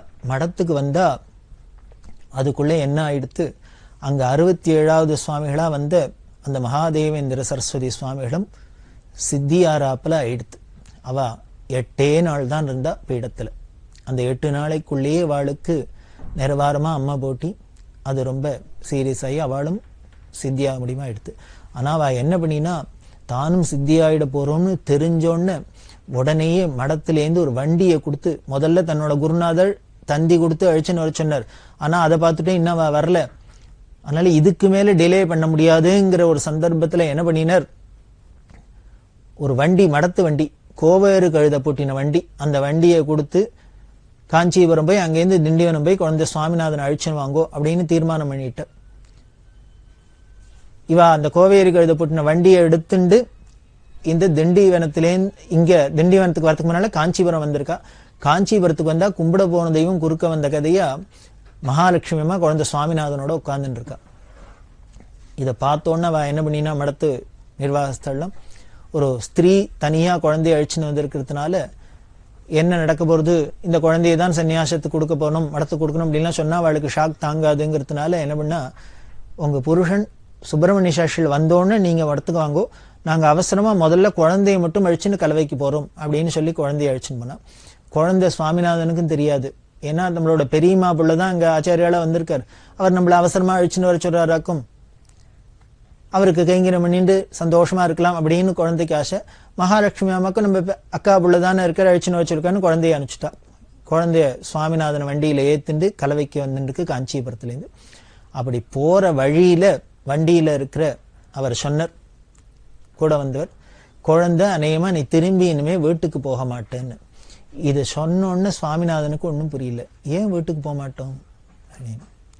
அவர் சொன்னது, அடுத்தது நீ தான் சுவாமிகளா ஆக போற, அதனால இனிமே வீட்டுக்கு போக முடியாதுங்கிற அர்த்தத்துல சொல்லிக்க. குழந்தைக்கு நேர உடனே சொன்னாக்க ஷாக்கா இருக்க போறதுன்னு, இன்னுமே குழந்தை நீ வீட்டுக்கு போக மாட்டேன்னு சொல்லியிருக்க.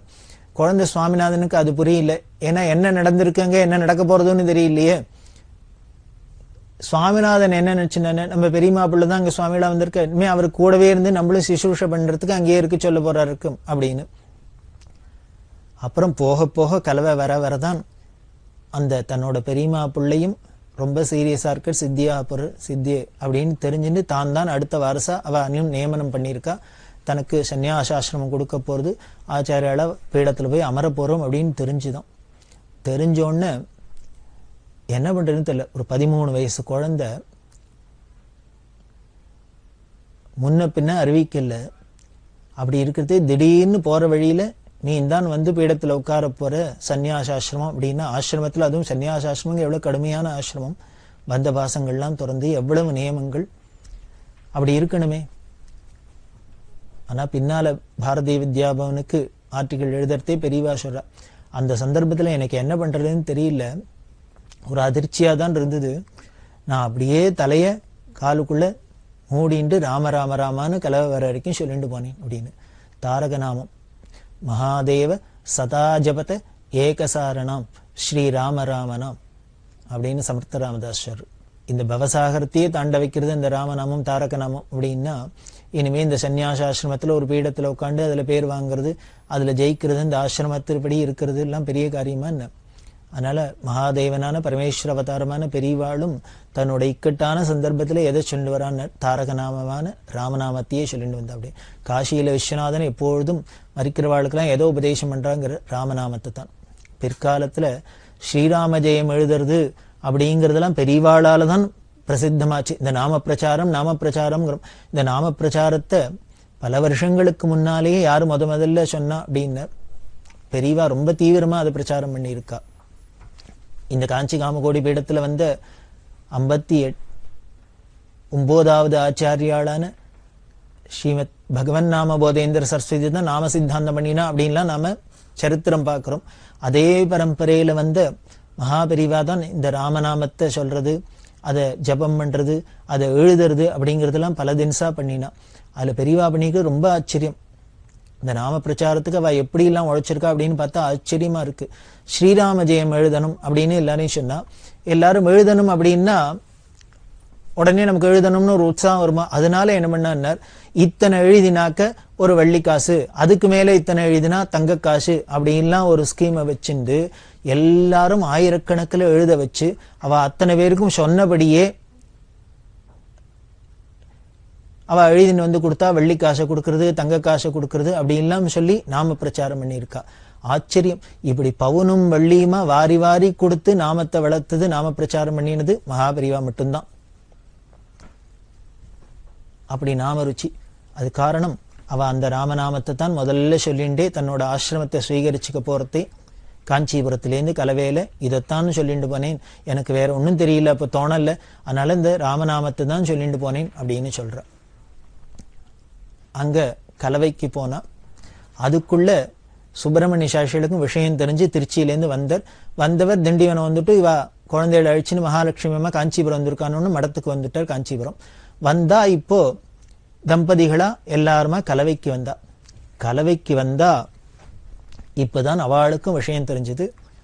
66வது ஆச்சாரியால் சித்தியானத்துக்கு அப்புறம் 67வது ஆச்சாரியால லக்ஷ்மிகாந்தன் வந்து அவருக்கும் நிறவாரமா இந்த அம்மை போட்டி சித்தி ஆயிட்டர் அப்படின்னு.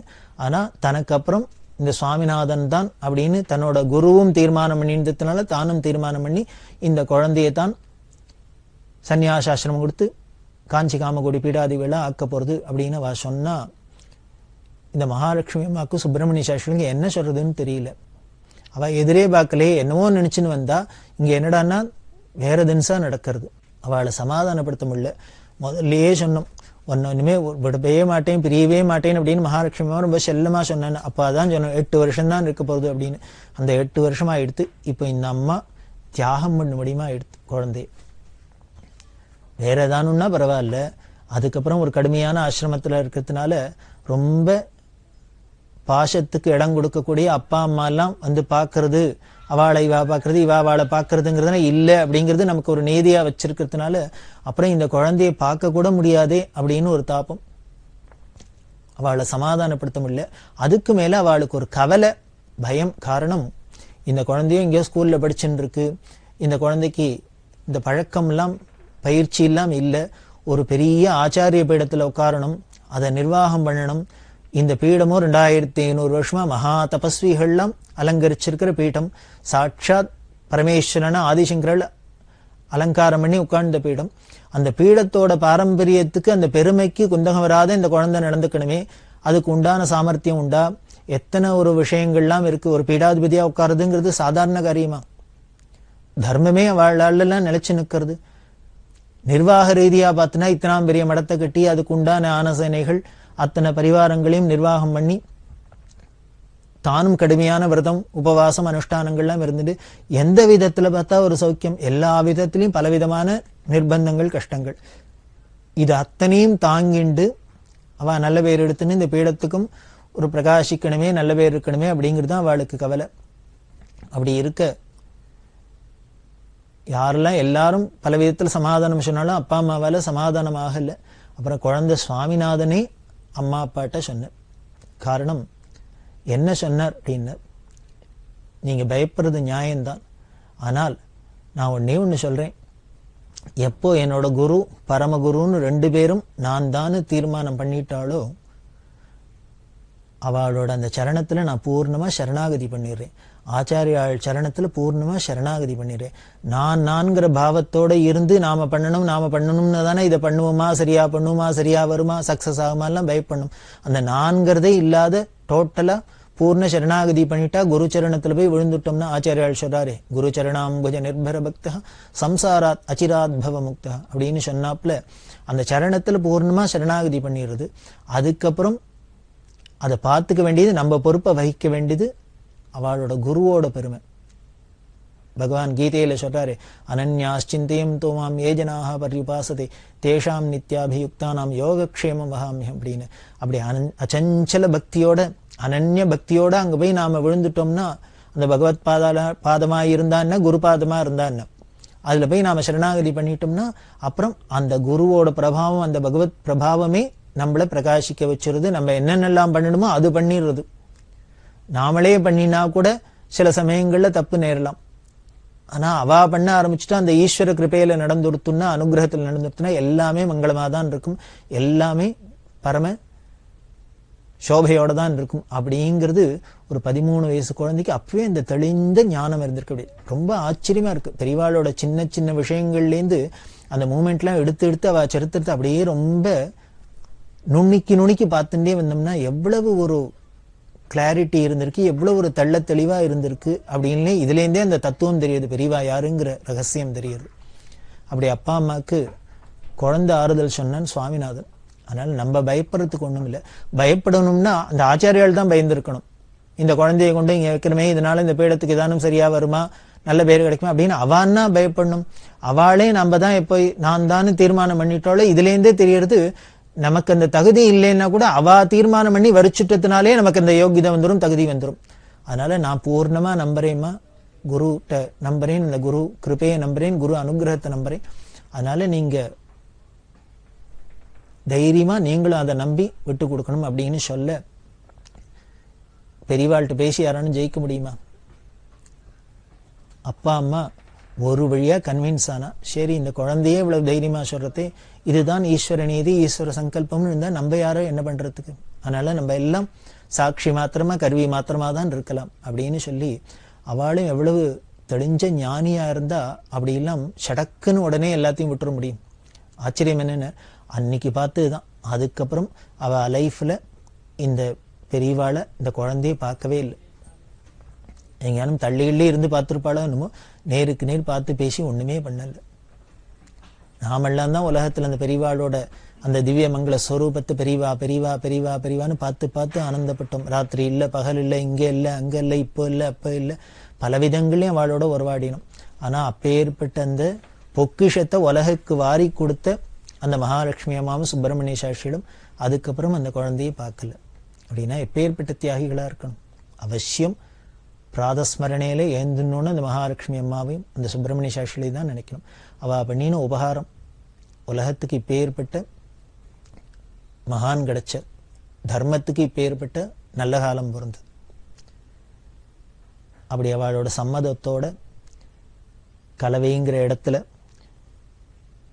பராப வருஷம் மாசி மாசம் 2ஆம் தேதி, அதாவது 1907ஆம் வருஷம் பிப்ரவரி மாசம் 13ஆம் தேதி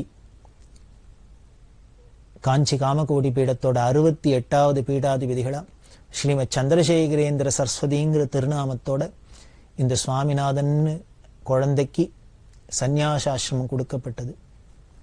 சந்நியாசாசிரமம் வாங்கிட்ட அந்த குழந்தை பெரியவா பெரியவாங்கிற திருநாமத்தோட, எல்லாரும் அன்பா அழைக்கிற பெரியவாங்கிற திருநாமத்தோட, தன்னோட குரு பரமகுரு 2 பேரும் சித்தி ஆயிருந்ததுனால 8 நாள் வித்தியாசத்துல அவளுக்கு கிரமமா அதிஷ்டான ஸ்தாபிதம் பண்ணி அவளுக்கு உண்டான காரியங்கள்லாம் இருக்கே வைதிகமான எல்லாத்தையும் முடிச்சுண்டு நேர கும்பகோணத்துக்கு போனா.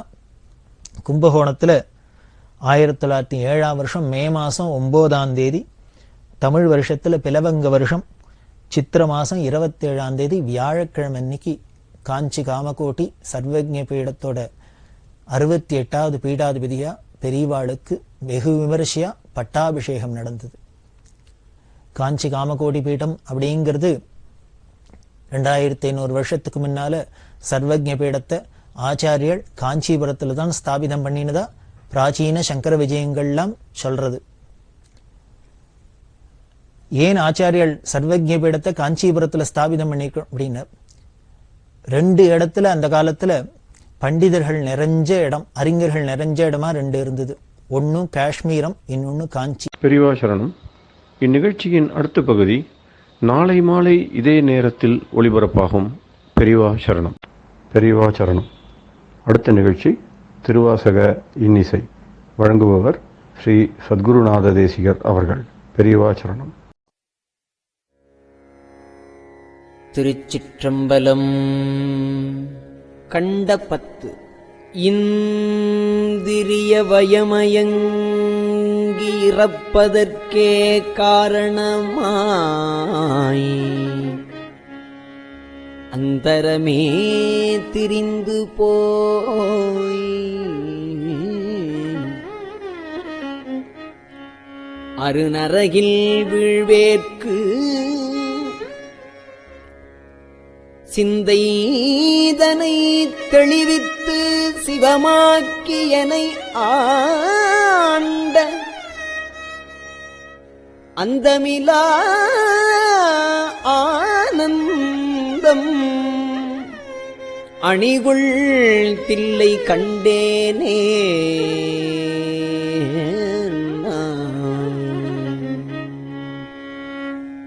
வினைப்பிறவி என்கின்ற வேதனையில்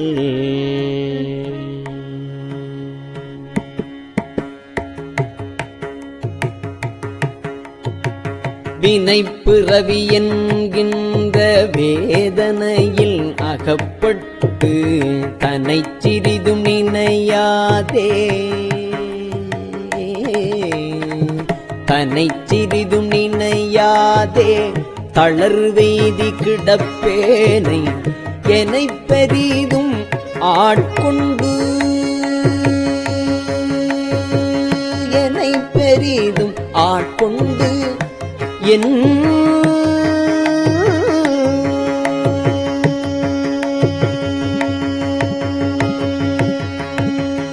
என்னை பெரிதும் ஆட்கொண்டு என் பிறப்பறுத்த இணையிலியை அனைத்துலகும் தொழும் தில்லை, அனைத்துலகும் தொழும் தில்லை அம்பலத்தே கண்டேனே, அம்பலத்தே கண்டேனே, கண்டே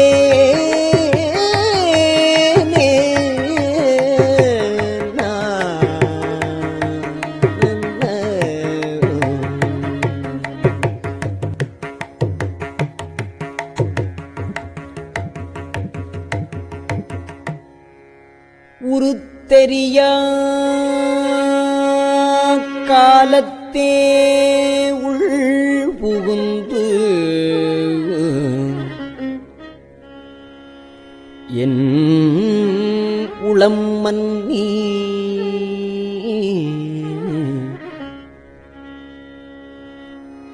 கருத்திருத்தி ஊன்புக்கு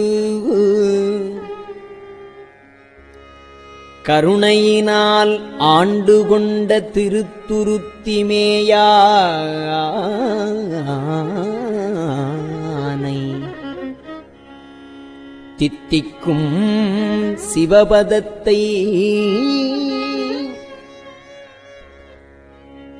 அருத்தினால் நாயடியேல் அணிகுள் தில்லை கண்டேனே.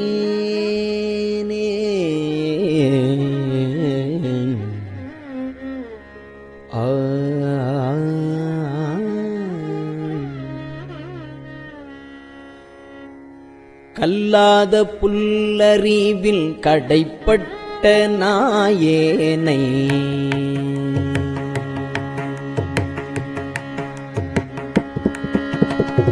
கல்லாத புல்லறிவில் கடைப்பட்ட நாயேனை வல்லாளனாய் வந்து வனப்பெய்தி இருக்கும் வண்ணம் பல்லோரும் காண என்றன் பசுபாசம் அறுத்தானை.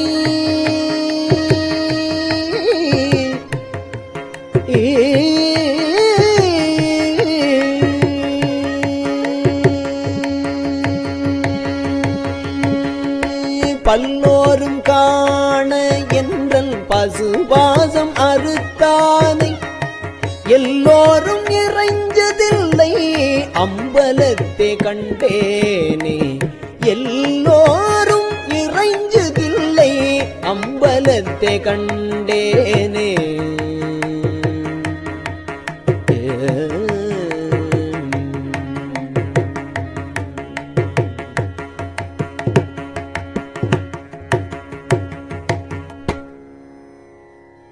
சாதி குலம் பிறப்பு என்னும் சுழிப்பட்டு தடுமாறும் ஆதமிலி நாயேனை அல்லலறுத்து ஆட்கொண்டு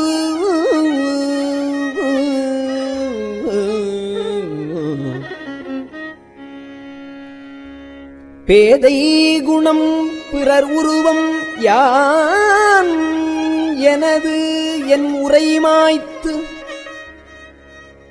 கோதில் அமுதானானை குலாவு தில்லைக் கண்டேனே.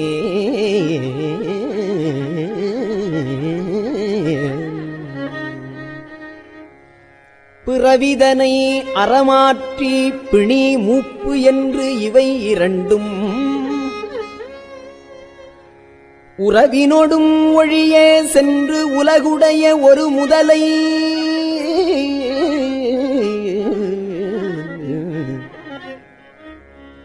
செறிபொழில் சூழ் தில்லை நகர் திருச்சிற்றம்பலம் மன்னி மறையவரும் வானவரும் வணங்கிட நான் கண்டேனே. பத்திமையும் பரிசுமில்லா பசுபாசம் அறுத்தருளே பித்தன் இவன் என என்னை ஆக்குவித்து பேராமே. பத்திமையும் பரிசுமில்லா பசுபாசம் அறுத்தருளே பித்தனிவன் என என்னை ஆக்குவித்து பேராமே. சித்தமெனும் திண்கயிற்றால் சித்தமெனும் திண்கயிற்றால் சித்தமெனும் திண்கயிற்றால் திருப்பாதம் கட்டுவித்த வித்தகனார் விளையாடல்.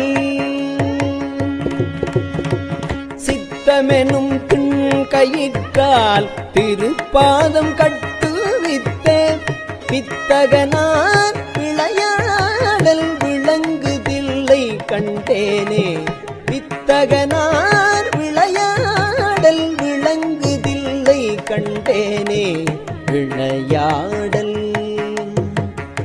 விளங்கு தில்லை கண்டேனே.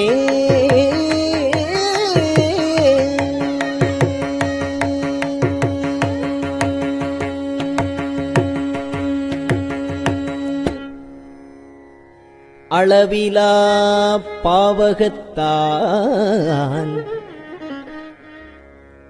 அமுக்குண்டு இங்கு அறிவின்றி விளை ஒன்றும் அறியாதே வெறுவியனாய் கிடப்பேனுக்கு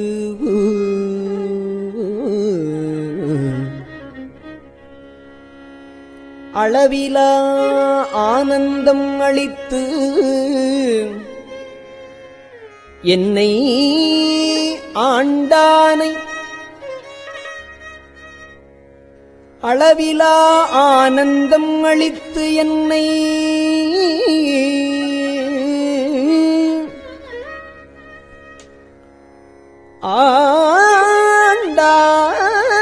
ஆண்டானை களவிலா வானவரும் தொழுந்தில்லைக் கண்டேனே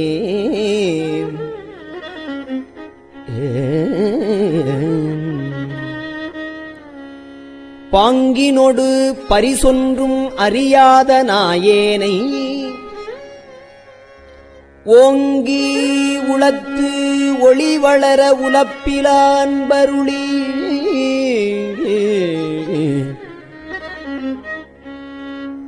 வாங்கி வினை மலம் அறுத்து வான் கருணை தந்தானை நான்கு மறை பயில் தில்லை அம்பலத்தே கண்டேனே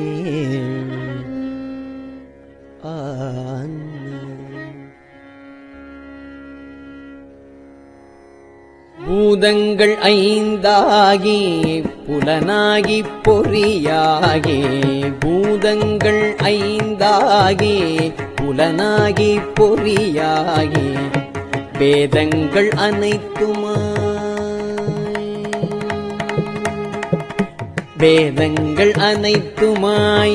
பேதமிலா பெருமையனை வேதங்கள் அனைத்துமாய் பேதமிலா பெருமையனை கேதங்கள் கெடுத்தாண்ட கிளரொளியை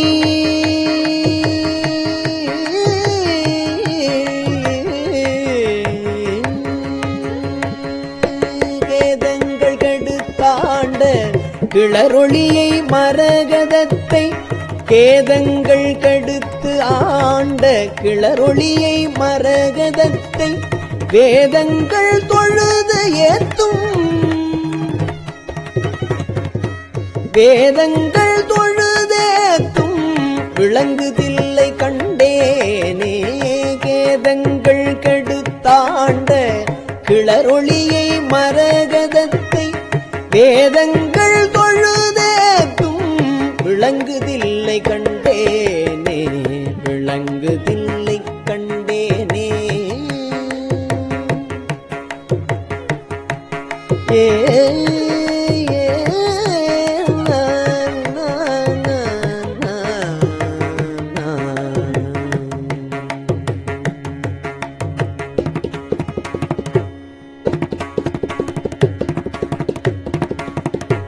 திருச்சிற்றம்பலம்.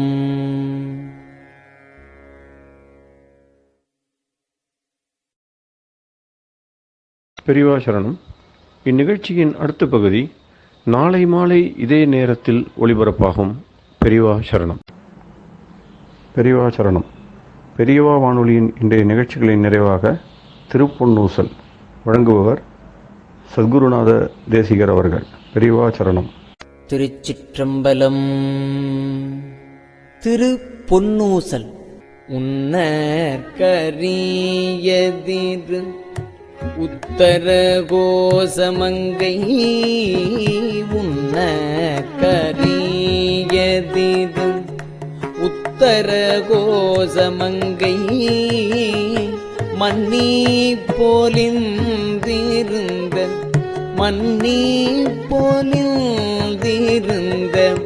மாமரையோன் தன் புகழே பன்னி பணிந்திரஞ்ச பாவங்கள் பற்றறுப்பான்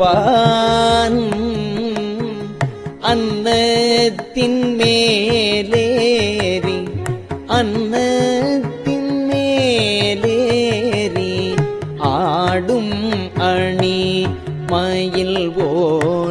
எண்ணத்தன் என்னையும் ஆட்கொண்டான் எழில்வாடி பொன்பொத்த பூன்முலையீர் பொன்வொத்த பூன்முலையீர் பொன்னூசல் ஆடாமோ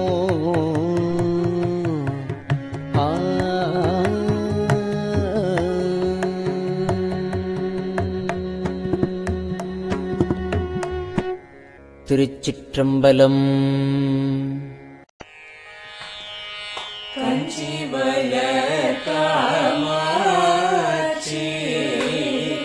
தன் குழந்தாய் சங்கரரே கஞ்சிவய காமாட்சி தன் குழந்தாய் சங்கரரே குரு சந்திரசேகரரே உறங்கிடுவீர்களே உறங்கிடுவீர்களே.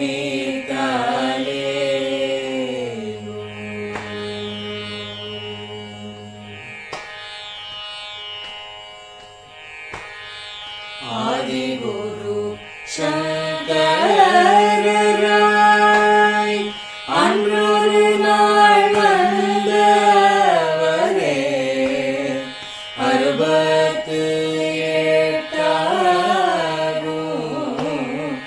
ஏகபதி காலே ஏழுலகம் பூப்பவரே காப்பவரே கரப்பவரே எல்லோர்க்கும் அருள்பவரே உறங்கிடுவீர்களே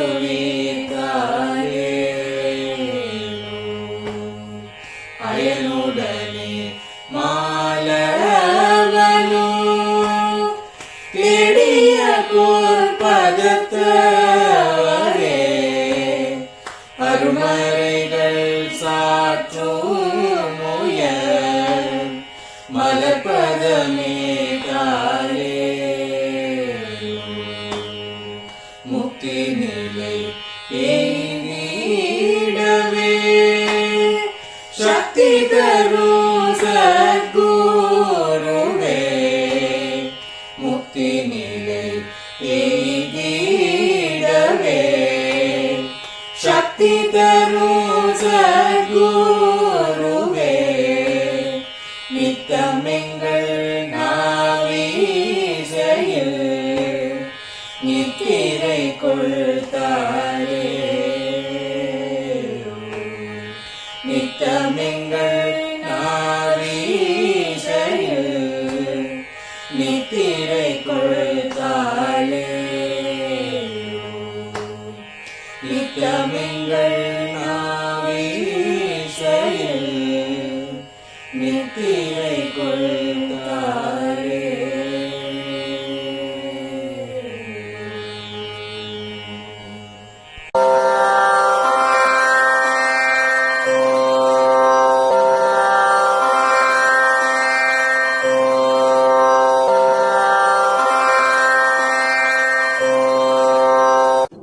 பெரியவா சரணம். பெரியவா வானொலியின் மாலை நிகழ்ச்சிகள் இத்துடன் நிறைவடைகின்றன.